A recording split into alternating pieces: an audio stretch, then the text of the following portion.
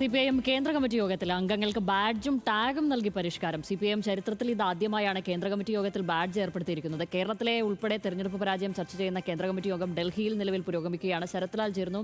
ശരത്ലാൽ, എന്താണ് ഈ പുതിയ പരിഷ്കാരത്തിന് പിന്നിൽ വിവരങ്ങൾ?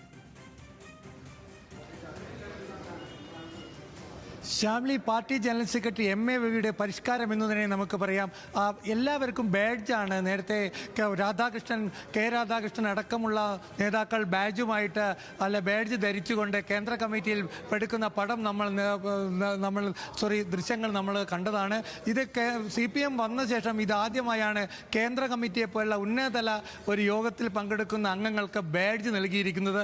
ഇത് പാർട്ടി ജനറൽ സെക്രട്ടറി MA രവിയുടെ പരിഷ്കാരം എന്ന് നമുക്ക് പറയാൻ കഴിയും. ഏതായാലും യോഗം ആരംഭിച്ചു കഴിഞ്ഞു. യോഗം ഇന്ന് ഉച്ചയ്ക്ക് 12:30 മണിയോടെ തന്നെ കേരളത്തെക്കുറിച്ചുള്ള ചർച്ചകൾ തുടങ്ങി. MA ഗോവിന്ദൻ, പാർട്ടി സെക്രട്ടറി, സംസ്ഥാന സെക്രട്ടറി ഗോവിന്ദൻ മാസ്റ്ററാണ് കേരളത്തെക്കുറിച്ചുള്ള സംഘടനാ റിപ്പോർട്ട് അവതരിപ്പിച്ചത്. തെരഞ്ഞെടുപ്പ് പരാജയത്തെക്കുറിച്ച് വിശദമായ റിപ്പോർട്ട് അവതരിപ്പിച്ചത്. ഉച്ചയ്ക്ക് ശേഷം ചർച്ച തുടരും. ഉച്ചയ്ക്ക് ശേഷമായിരിക്കും എളമരം കരീം അടക്കമുള്ള കേരളത്തിലുള്ള അംഗങ്ങൾ ചർച്ചയിൽ പങ്കെടുത്ത് സംസാരിക്കുക.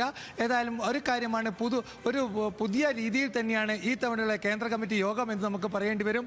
ആ തരത്തിലുള്ളതാണ് ബാഡ്ജ്. അതേപോലെ തന്നെ പോളിറ്റ് ബ്യൂറോ അംഗങ്ങൾക്കും ഇനി ബാഡ്ജ് ഉണ്ടാകുമോ എന്ന കാര്യം നമുക്കിനി പറയാൻ കഴിയില്ല. ഏതായാലും പാർട്ടിയുടെ ഏറ്റവും പരമോന്നത ബോഡിയായ കേന്ദ്ര കമ്മിറ്റിയിലെ അംഗങ്ങൾക്ക് ബാഡ്ജ് ധരിപ്പിച്ചാണ് ഈ തവണ യോഗത്തിനെത്തിയത്. അത് കൗതുകമുള്ള കാഴ്ച തന്നെയായിരുന്നു ശ്യാംലി.